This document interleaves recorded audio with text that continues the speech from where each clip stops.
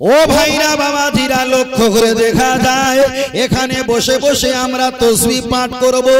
ইয়া আল্লাহ ইয়া আমান ইয়া রাজ্জাক ইয়া Fattah ইয়া গানি ও আল্লাহ ইয়া আজিজ ইয়া কাফি, এক একটা তাসবিহ পাঠ করা হয়।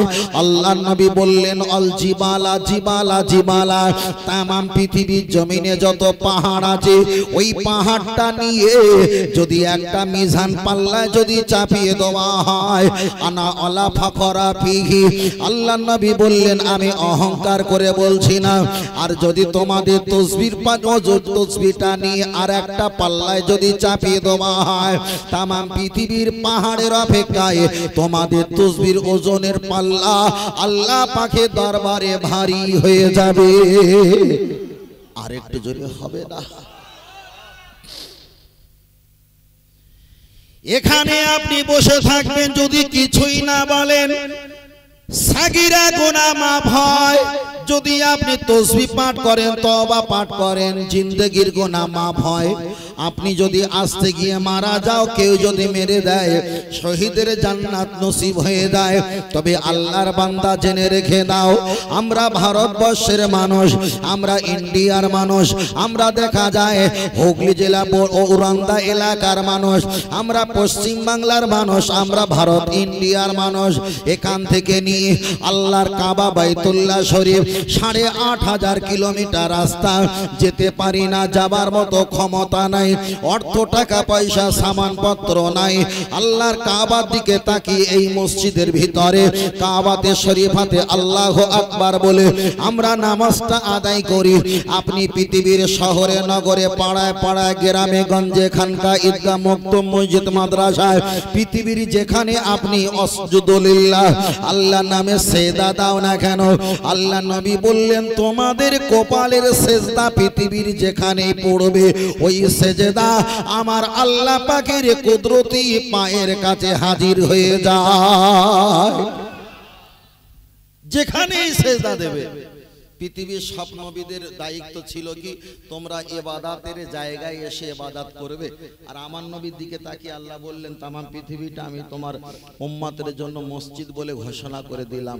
পৃথিবীর যেখানে সুযোগ পাবে সেখানে তোমরা আল্লাহর নামে নামাজ পড়তে পারবে, ইবাদত করতে পারবে। এটা আমাদের সুযোগ করে দিয়েছে, সুযোগ করে দিয়েছে।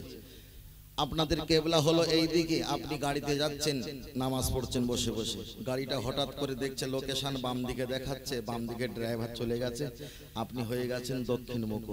আল্লাহ বলছে ওটাও আমার পক্ষে আমি কবুল করলাম। সুবহানাল্লাহ, কত দয়া! নবী মুসা আলাইহিস সালামের জামানায় গরুর গোশত খাওয়া জায়েজ ছিল, কিন্তু চর্বি খাওয়া হারাম। উম্মতেরা খেতে পারতেন না, প্রচুর টেনশনে পড়েছিলেন। আমার আল্লাহ বলেন মুহাম্মদ সাল্লাল্লাহু, আমি তোমার বন্ধুরা তোমার উম্মতের জন্য চর্বি গোশত খাওয়া হালাল করে দিলাম। আমরা গরুর গোশত জানা খাই, চর্বি তার চাইতে বেশি খাই। যদি আল্লাহ বলতেন চর্বি খাওয়া হারাম, গোশত খাওয়া হালাল, ভাই উকুন সে কম্বল ছিঁড়ে যেত, উকুন তোলা শেষ হতো বলে মনে হয়। নবী মুসা আলাইহিস সালামের দিকে তাকিয়ে আল্লাহ বলছেন নবী মুসা, স্বামী স্ত্রী এক জায়গায় থাকলে একবার যদি তোমরা স্বামী স্ত্রী মিলন করো ৭ বার করে গোসল করতে হবে। আমার নবীর দিকে তাকিয়ে বলছে মুহাম্মদ সাল্লাল্লাহু, সারা রাতের ভিতরে যদি একবার পবিত্র হও, আমি আল্লাহ পবিত্র বলে ঘোষণা করে দিলাম। আল্লাহ কত সুযোগ করে দিয়েছে, কত সুযোগ করে দিয়েছে। দেখা যায় নবী মুসা অন্যান্য নবীদের উম্মতেরা, নবী মুসা আলাইহিস সালামের উম্মত ছিল আবুল হারেসা, আমার নবীর নামটা নিয়ে একটুকুনি ডিলিট করে দিয়েছে, আল্লাহ তাকে গোসাবে পরিণত করে দিয়েছে। কিন্তু ওই উম্মতের চাইতে আল্লাহর দিকে তাকিয়ে বলছি আমার নবীর উম্মতেরা আরো বেশি পাপের কাজ করে, ঠিক না বেটি? আরো বেশি পাপের কাজ করে, কিন্তু আল্লাহ বাঁদরের বাচ্চা শুকরের বাচ্চা গোসাপ করে না। কেন?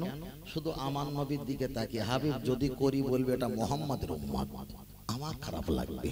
এটাও আল্লাহর দয়া। আর একটু জোরে বলেন, শুধু আল্লাহর দয়া যদি হিসাব করি শেষ করতে পারবো না। তাই কোরআন শরীফে এসেছে তামাম পৃথিবীর সমুদ্র, ৭ সমুদ্র পানি, গাছগুলো যদি কলম বানানো হয় তাও আল্লাহর নিয়ামত কালাম শেষ হবে না। আয়াত কুল্লাহু কানাল বাহরু মিদাদাল লিকালিমাতি, ঠিক এই আয়াতের ব্যাখ্যাটা এসেছে। এগিয়ে যাই। চলেন আমি আপনাকে বোঝাতে চেয়েছি, আমার বিষয়টা খুব আপনারা ভালো করে খেয়াল করবেন। আমরা কাবাতে শরীফাতে বলে আমরা নামাজ আদায় করি, কিন্তু আল্লাহর কাবা শরীফটা আমরা যেতে পারি না, আল্লাহর কাবা শরীফটা আমরা দেখতে পাই না। আমরা কাবাতে শরীফাতে বলে আল্লাহু আকবার বলে নামাজ আদায় করি। ভাইরা আমার, বাবাজিরা, লক্ষ্য করে দেখা যায় আল্লাহর কাবা বাইতুল্লাহ শরীফে এক রাকাত নামাজ আদায় করলে 1 লক্ষ রাকাতে সওয়াব পাওয়া যায়। মসজিদে নববী শরীফ আল্লাহর কাবা থেকে মদিনা শরীফ 560 কিলোমিটার কিংবা 460 কিলোমিটার রাস্তা। আপনি যদি মসজিদে নববী শরীফে এসে 1 রাকাত যদি নামাজ আদায় করেন, 1 রাকাতে 50,000 রাকাতে সওয়াব পাবেন। আপনি যদি প্যালেস্তাইন মানে ফিলিস্তিনে যে মসজিদুল আকসা, ওই আকসায় যদি আপনি একটা বার নামাজ আদায় করেন, 1 রাকাতে 25,000 রাকাতে সওয়াব পাবেন। তাহলে আল্লাহর কাবা বাইতুল্লাহ শরীফে 1 রাকাতে 1 লক্ষ রাকাতে সওয়াব পাওয়া যায়। মসজিদে নববী শরীফে 1 রাকাত নামাজ পড়লে 50,000 রাকাতে সওয়াব পাওয়া যায়। আর প্যালেস্তাইন মসজিদুল আকসায় 1 রাকাত নামাজ পড়লে 25,000 রাকাতে সওয়াব পাওয়া যায়। ও আমার উরুন্দা সোনার মানিকেরা, আপনাদের মসজিদে, এই এলাকায় মসজিদে আপনারা যদি 1 রাকাত নামাজ পড়েন 27 গুণ সওয়াব পাওয়া যায়।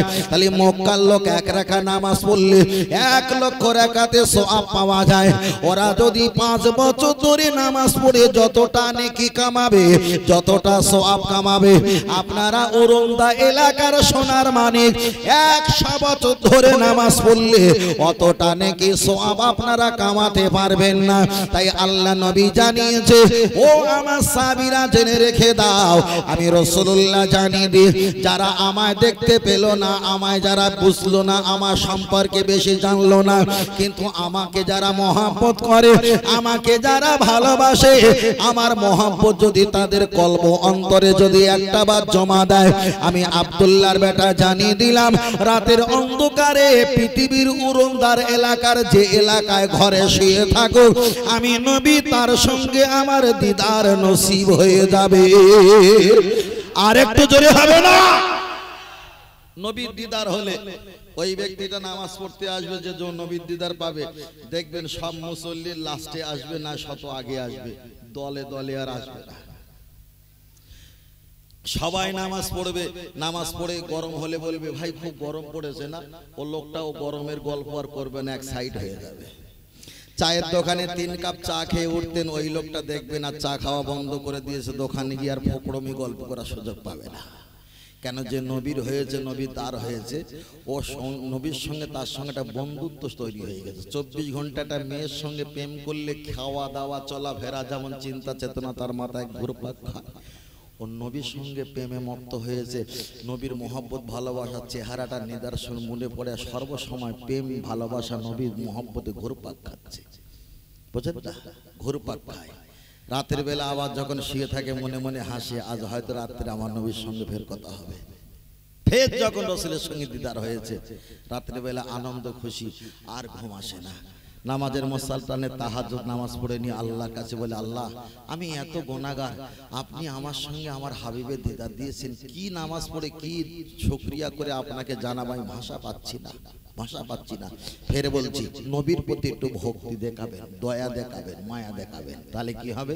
সব ইবাদতের মজা শান্তি পাওয়া সম্ভব। চলেন আমি আপনাকে বোঝাতে চেয়েছি, তাহলে মক্কার মানুষ যদি 1 রাকাত নামাজ পড়ে 1 লক্ষ রাকাতে সওয়াব, ওরা যদি দেখা যায় 5 বছর ধরে নামাজ আদায় করে যতটা নেকি কামাবে, আমরা যদি 100 বছর ধরে নামাজ আদায় করি অতটা নেকি কামানো সম্ভব। এবার একটা বার বলবেন, মক্কা শরীফে নামাজ পড়া, মক্কা শরীফে ঘর বাঁধা ভালো না আপনাদের এলাকায় ঘর বাঁধাটাই ভালো? মক্কা শরীফে নামাজ পড়লে 1 রাকাতে 1 লক্ষ, 5 বছর নামাজ পড়বে আর 100 বছর নেকি, কিন্তু অনেক আসমান জমিন ফারাক। এবার আপনারা বলবেন, মক্কা শরীফে ঘর বাঁধা ভালো না আপনাদের এলাকায় জন্মভূমিতে ঘর বাঁধা ভালো? আমরা অনেকে বলবো মক্কা শরীফে ঘর বাঁধা ভালো। কেন? ওখানে তো নেকি আর নেকি, নেকি আর নেকি, নেকি আর নেকি। তবে জেনে রেখে দাও, যেখানে নবাব সিরাজ দৌলত আছে সেখানেও তো মির্জাপুর, যেখানে তো কাবা শরীফ শ্রেষ্ঠ ঘর, সেখানে তো আবু জাহেলের কাফেরের শ্রেষ্ঠ ঘর। তাহলে সবচাইতে শ্রেষ্ঠ ঘর যদি কাবা থাকে, সবচাইতে নিকৃষ্ট আবু জাহেলের ঘর ও কাবার পাশে। তাহলে যেখানে ফাঁকা জায়গা পানি পাওয়া যায় না, সেখানে পৃথিবীর শ্রেষ্ঠ জমজমের কুয়া আল্লাহ হাজির করিয়ে দিয়েছে। তাহলে এক কথায় বলতে হয়, যেখানে বোরকা আছে, যেখানে ঘোমটা আছে, সেই এলাকায়ও খেমটা নাচন আছে। এবার আপনি বলবেন, হুজুর আমি মক্কা শরীফে এক রাকাত নামাজ পড়লে 1 লক্ষ রাকাতে সওয়াব পাবো, আমি তো নেকি পাওয়ার জন্য আগিয়ে চলে যাওয়া যায়। আল্লাহ নবী এক সময় বসে আছেন। আল্লাহ নবী হযরত আলীকে বললেন, আলী তুমি একটা বার বলো, মক্কা শরীফে কেউ যদি মারা যায় ঈমান এনে, মক্কা শরীফে আমার প্রতি কেউ যদি ঈমান এনে মারা যায়, ওহিদুনে সুনানি সালারুবা, আমার পক্ষ থেকে তার দিকে আমি 4 বার সালাম দিলাম।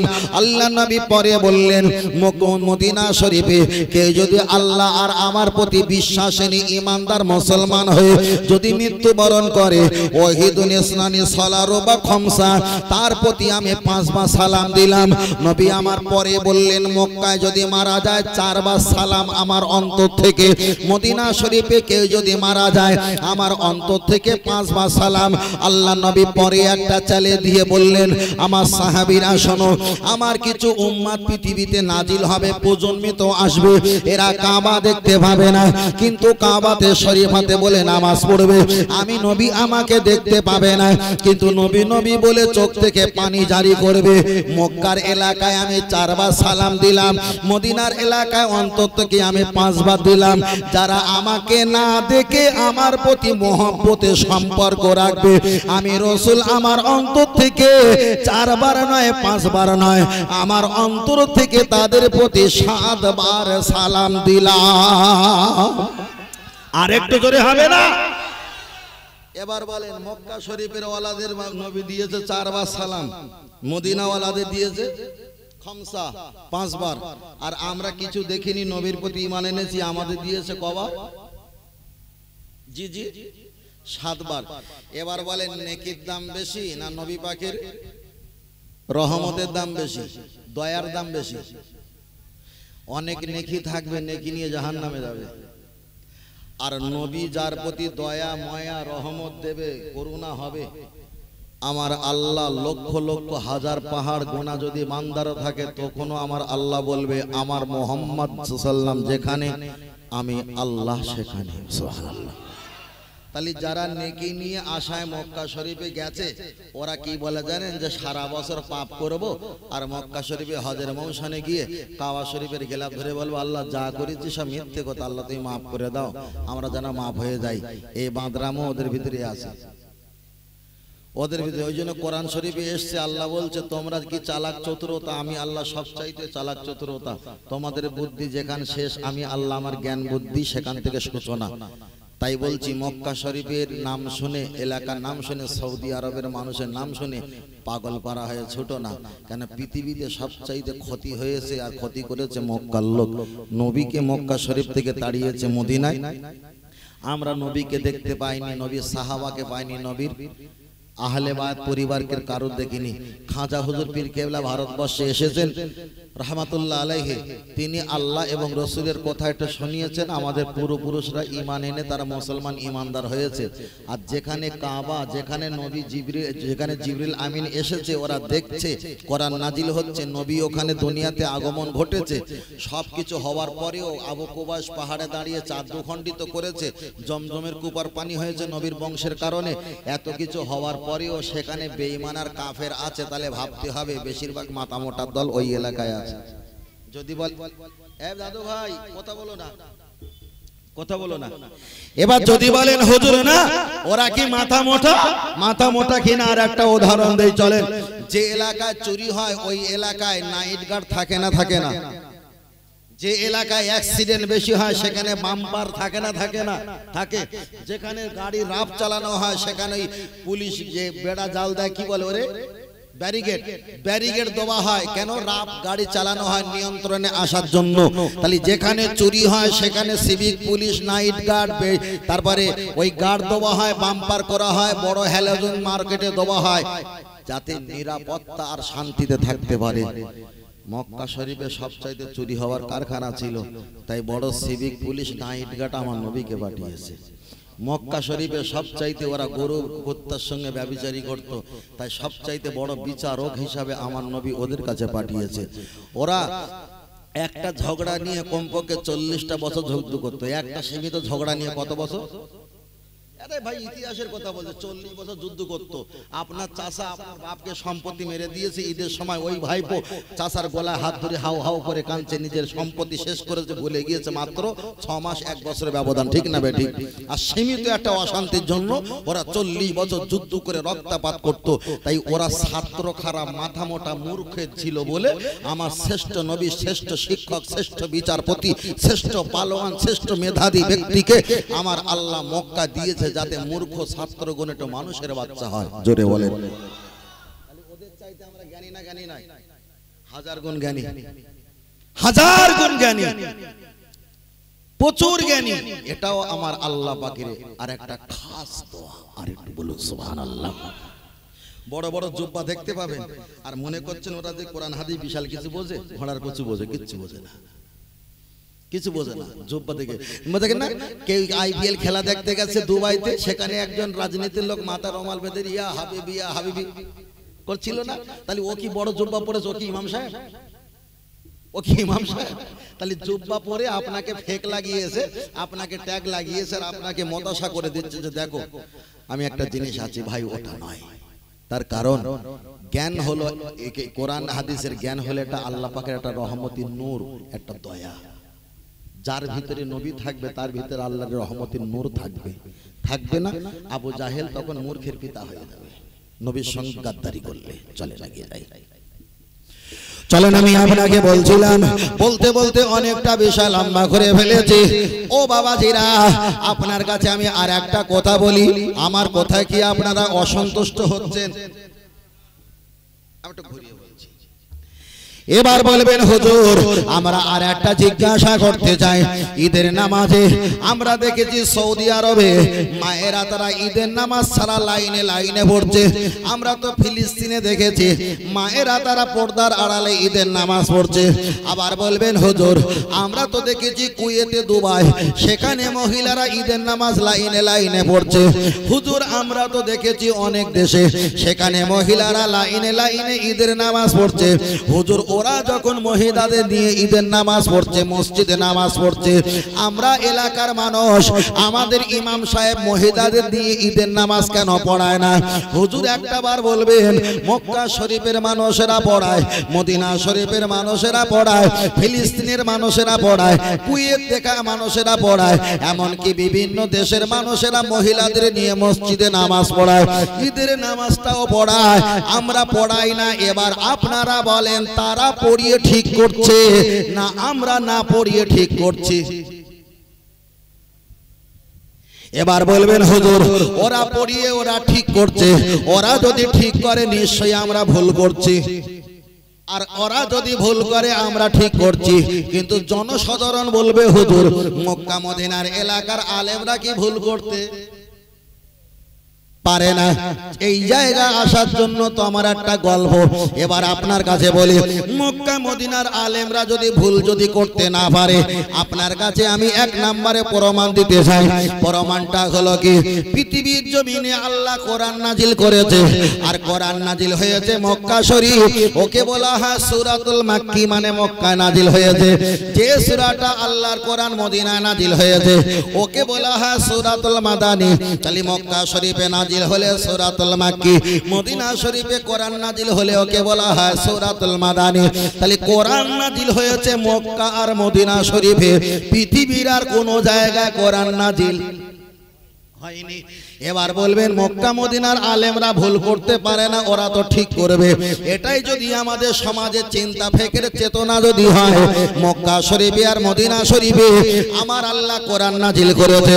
ও আমার দাদু ভাই একটা বার বলবে, মক্কা শরীফে আর মদিনা শরীফে যারা ইমাম আছে, ইমাম আছে, আল্লাহর ঘর সামনে রেখে বলছে, একটাও ইমামের বাড়ি মক্কা আর মদিনা শরীফে নয়, ওরা হলো অন্য কান্ট্রির ছেলে, আলেম হয়ে ওরা ইমতিহান পরীক্ষা দিয়ে ওরা ইমামের পোস্টিং এর জায়গায় হাজির হয়েছে।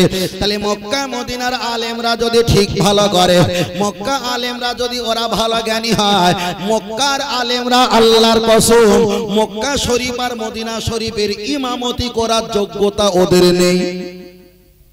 তাহলে মক্কার মদিনা ইমামতি করছে কারা? অন্য কান্ট্রির দেশের ছেলেরা ইমতিহান পরীক্ষা দিয়ে, যেমন কারি আব্দুর রহমান সুদাইস হাফিজুল্লাহ, আরো যারা 10 জন আছে ইমাম সাহেব, একটারও ইমামের বাড়ি মক্কা মদিনা শরীফে না। তাহলে মক্কার মদিনার আলেমরা যদি খুব ভালো জানে, অন্তত মক্কা শরীফের ইমামের জায়গাটা টিকে রাখতে পারতেন। তো আমার কথা বুঝতে পারছেন? ওটাও পরিস্থিতির কারণে ঘোড়া খাওয়া যায়। তবে আমাদের সমাজে ঘোড়ার গোশ খাচ্ছে না? জি জি জি, ঘোড়ার গোশ খায় তো। আরে বাংলাদেশের ভিডিও এখন দেখেন তো ভাই, ঘোড়ার গোশ খাচ্ছে। আগে আমরা বলতাম এটা হলো কি বলে, ঘোড়ার ডিম। কি বলতাম? ঘোড়ার ডিম। এখন ঘোড়ার ডিম আর নেই, ঘোড়া এখন ডিম পাড়ে না, ঘোড়া এখন গোশ দেয়। ভাই আপনি ওই ফতোয়াটা শুনে পাগল পারা হবেন না। ঘোড়ার গোশ খাওয়া যারা জায়েজ বলেছে তাদের চিন্তায় তারা জায়েজ বলেছে। আমরা ঘোড়ার গোশ খাওয়াটা মাখরু বলেছি, ওটা চলবে না নিষেধ বলেছি, এটা আমাদের চিন্তায় আমরা বলেছি। কেন বলেছি? যারা ঘোড়ার গোশ খাওয়া জায়েজ করেছে তারা তো কাঁকড়া খাওয়া জায়েজ করেছে, কুচে খাওয়া জায়েজ করেছে, কচ্ছপ খাওয়া জায়েজ করেছে, তারপরে কি শামুক খাওয়া জায়েজ করেছে, মাটি মানে পানির তোলা যত রকমের প্রাণী আছে সেগুলো খাওয়া ওরা জায়েজ করেছে। তাহলে ওগুলো যদি সাপ কুচে কচ্ছপ কাঁকড়া খাওয়া যদি তারা জায়েজ করে, আর ঘোড়া তো সামান্য 18 আর 20 উটের মতো পার্থক্য, ওটা জায়েজ করবে না শনি আর মঙ্গল? কথা বোঝেন না?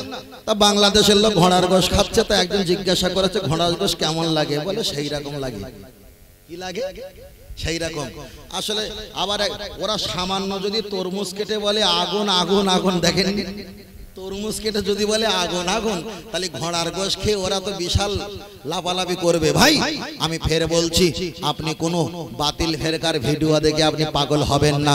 তার কারণ ঘোড়ার গোশ খাওয়া হানাফি মাযহাবের মাসলা অনুযায়ী খাওয়া চলবে না, চলবে না, চলবে না, চলবে না।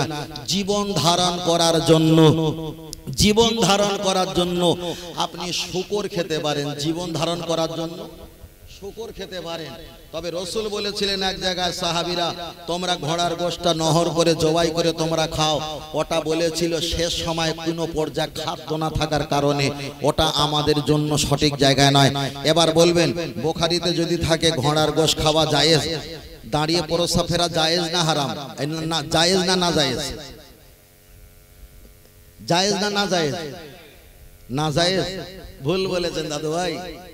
বুখারী শরীফে এসেছে দাঁড়িয়ে প্রস্রাব করা জায়েজ।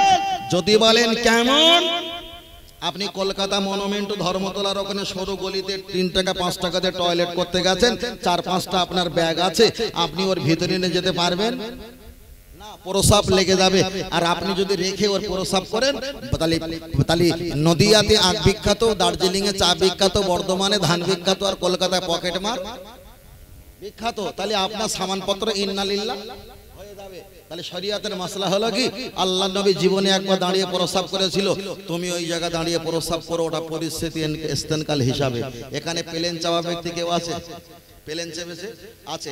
ভাই প্লেন যারা চেপেছে বলতে পারবে, আমি 18 থেকে 22 বার প্লেনে আপ ডাউন করেছি। যে গেট থেকে ঢোকেন বাবু, ওই গেটের প্রথম গেটের বাম দিকে টয়লেট আছে না? টয়লেট আছে, ওখানে 4-5 রকমের টিস্যু রাখা আছে, ওখানে দাঁড়িয়ে প্রস্রাব করতে হয়, বসে প্রস্রাব করার সুব্যবস্থা আমি বলছি, যিনি গেছেন জিজ্ঞেস করেন। এবার যদি কোনো পীর সাহেব আর হুজুর সাহেব যদি যায় যে দাঁড়িয়ে প্রস্রাব করা হারাম, উনি যদি ওখানে বসে প্রস্রাব করে, ওনার জন্য মানুষের জীবন নাকাশে সমস্যা হবে না? হবে না? হবে তো। তাহলে 1 হাত সেলাই করতে গিয়ে 5 হাত ছেড়ে যাবে না? ওই জন্য রাসূল বলেছেন, আমি তোমাদের শিক্ষক, আমি একবার দাঁড়িয়ে প্রস্রাব করে শিখিয়ে দিলাম, পরিস্থিতির কারণে তোমরা দাঁড়িয়ে প্রস্রাব করতে পারো। জোরে বলে। ওটা পরিস্থিতির কারণে তো না, সব সময় পরিস্থিতির কারণে। তাই নবী বলেছিল, ও সাহাবীরা তোমরা কিছু খুঁজে পাচ্ছ না? তোমরা 9 দিন যুদ্ধ চালিয়ে গেছো আর তৃণলতা ঘাসগুলো খেয়েছো। কুত্তা যেমন পায়খানা করে তোমাদের মলদারগুলো ছিঁড়ে রক্ত হয়ে কুত্তার মতো পায়খানা হয়েছে। তোমরা যুদ্ধ করবে, ইসলামটা আগিয়ে নিয়ে যেতে হবে। ওই ঘোড়া দেখা যায় তোমরা নহর করে জবাই করে খাও, জীবন ধারণ করে ইসলামের জন্য তোমরা আগিয়ে যাও। এটা যেমন পরিস্থিতির কারণে দাঁড়িয়ে প্রস্রাব করা যায়, ওটাও পরিস্থিতির কারণে ঘোড়া খাওয়া যায়। তবে সর্বসময় যদি ওটা সর্বসময় জায়েজ হয়, তাহলে দাঁড়িয়ে প্রস্রাব করা এটাও সর্বসময়। কথা বোঝাতে পারিনি?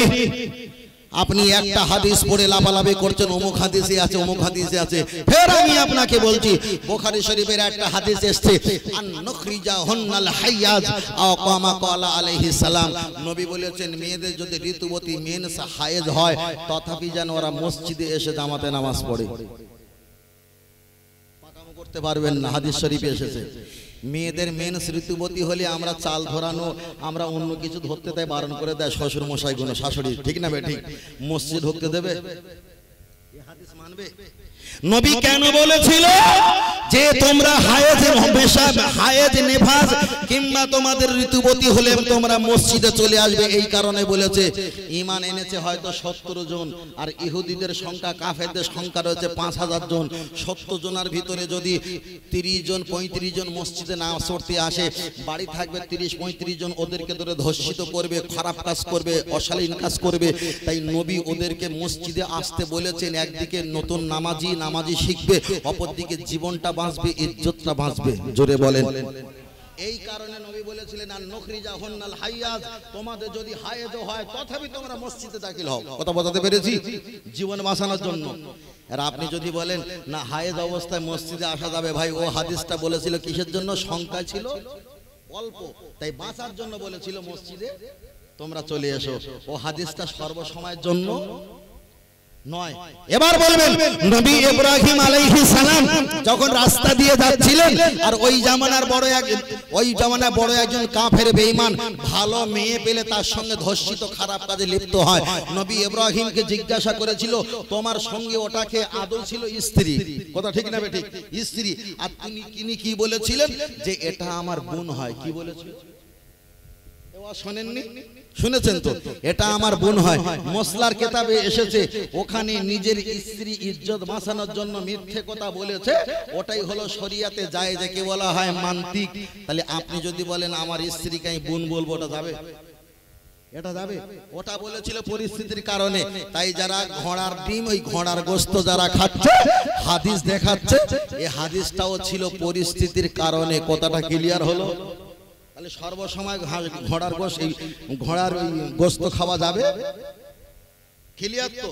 চল না গিয়ে যাই। আমি আপনার কাছে বোঝাতে চেয়েছি, ও বাপজিরা খুব ভালো করে শুনবেন।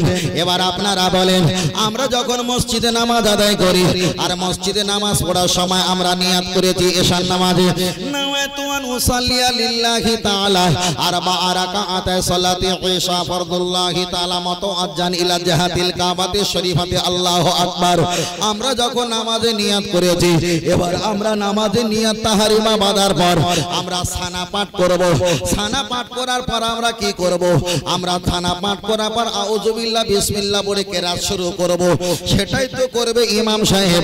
এবার বলেন, ইমামের পিছনে আপনি যখন মুসল্লি হয়ে যখন নামাজ পড়বেন, ইমাম সূরা ফাতিহা পড়বে, আপনিও ইমামের পিছনে ইত্তেবা করছেন। আপনি সূরা ফাতিহা পড়বেন না, দাঁড়িয়ে থাকবেন? সূরা ফাতিহা পড়বেন না, চুপ করে থাকবেন? আগে হাদিসগুলো বুঝিয়েছে কোন কোন কারণে হয়েছিল, এটাও সেই ভাই বোঝাচ্ছি। অসুবিধা হচ্ছে না তো? আমি পরিষ্কার করে বলার চেষ্টা করতে চলে। আল্লাহ নবীর একটা সাহাবা হযরত ওমর ফারুক রাদিয়াল্লাহু তাআলা আনহু, তিনি একটা হাদিসটা ব্যাখ্যা করে নবীর হাদিসটা তিন নকল করে বলেছেন। আল্লাহ নবী হাদিস শরীফে বলেছেন, লা সালাতা ইল্লা বিফাতিহাতিল কিতাবি আও কামা ক্বালা আলাইহিস সালাম।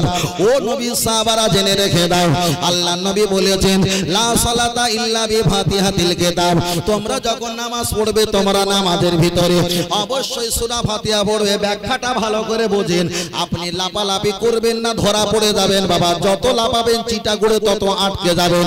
নবী বলেছেন লা সালাতা, নামাজ হবে না অতক্ষণ পর্যন্ত ইল্লা বিফাতিহাতিল কিতাব, যতক্ষণ না পর্যন্ত তুমি নামাজে তুমি সূরা ফাতিহা না পড়বে। এখানে ইমামের কথা আসেনি, ইমামের বাইরেও আসেনি, ইমামের ভিতরে আসেনি। নবী একজনকে বলেছে তুমি সূরা ফাতিহা না পড়লে নামাজ হবে। এখানে ইমামের কোনো সম্পর্ক নেই। তাহলে বলেছে কি সূরা ফাতিহা না পড়লে নামাজ হবে না? কথাটা সত্য সত্য সত্য। এবার যখন ইমামের সঙ্গে পড়ে মশলা বাড়াবে, কথা বোঝাতে পেরেছি? ইমামের সঙ্গে যখন পড়বে তখন মশলা আলাদা চলে। বড় পীর সাহেব রাহমাতুল্লাহ আলাইহি এক সময় তিনি কাবা শরীফ তওয়াফ করছিলেন। জগৎ বরণ্য একজন বড় পারদর্শী মুহাক্কিক মুফতি শাইখুল হাদিস হযরতে দেখা যায় আউজাই রাহমাতুল্লাহ আলাইহি বড় পীর সাহেবকে বললেন, আব্দুল কাদের জিলানী তুমি নাকি ফতোয়া দিয়েছো, তুমি নাকি ফতোয়া দিয়েছো ইমামের পিছনে সূরা ফাতিহা পড়তে হবে না, ইমাম সূরা ফাতিহা পড়লে তোমাদের পড়া হয়ে যাবে। বড় পীর সাহেব রাহমাতুল্লাহ বলেছিলেন, হ্যাঁ আমি তাই বলেছি। আউজাইর বলে তুমি তো ভুল বলেছো, আমি তোমার সঙ্গে বহাস করব, যাকে আমরা বলি তর্কাতর্কি করব। তোমার সঙ্গে আমরা একটু বহাজে বসবো। আমরা সবারই অমৃতে ইতিহাসে পেয়েছি ইমাম আজম রাহমাতুল্লাহ আলাইহি ছিল একা, আর সঙ্গে ছিল একটা সাথী, আর ওদের ছিল 29 থেকে 32 জন, যেমন লেখা এসেছে তেমন। ওরা কম বেশি ছিল 30 জন। কাবা শরীফের একটা চত্বরে হাজির হয়ে গেছে। বড় পীর সাহেব রাহমাতুল্লাহ বলেছে ইমামের পিছনে সূরা ফাতিহা পড়তে হবে না, একা একা যখন পড়বে সূরা ফাতিহা পড়বে। আর আউজাই রাহমাতুল্লাহ বলেছে ইমামের পিছনে সূরা ফাতিহা পড়বে, ওটা জামাতে হোক আর জামাতের বাইরে হোক। বড় পীর সাহেব হুজুরের সঙ্গে মক্কা শরীফে হজ করতে গিয়ে তুমুল ঝগড়া শুরু হয়ে গেছে, হাজার হাজার ভক্তরা দাঁড়িয়ে গেছে। বড় পীর সাহেব রাহমাতুল্লাহ বলেছিলেন, ও বাবা আউজাইর তুমি ওদের দলের লিডার, আমি হলাম এদের দলের লিডার।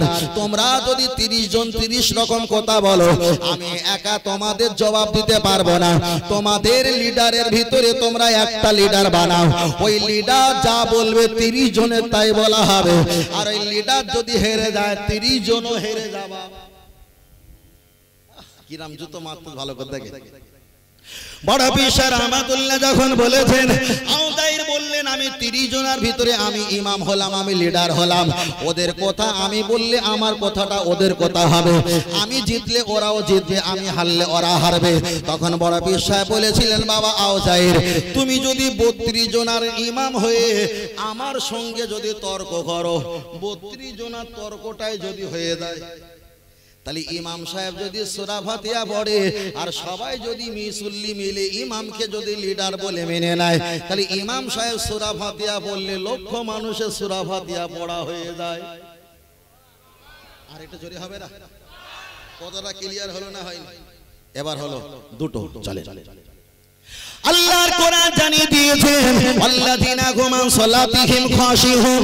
ও আমার বান্দা জেনে রেখে দাও, তোমরা যখন নামাজ আদায় করবে তোমরা খুশুর সঙ্গে নামাজ পড়ো। খুশুর ব্যাখ্যা হলো তোমরা সুন্দর মনটা শান্তি নিয়ে তোমরা ধীর মস্তিষ্কে তোমরা নামাজ পড়ো। আল্লাহর কোরআন আর একটা জবাব দিয়ে বললেন, ওয়া ইযা কুরিআল কুরআন ফাসতামিউ লাহু ওয়া আনসিতু লাআল্লাকুম তুরহামুন। ও আমার বান্দা জেনে রেখে দাও, যখন তোমাদের মাঝে কোরআন তেলাওয়াত হবে তোমরা কোরআনটা শ্রবণ করবে, লাআল্লাকুম তুরহামুন।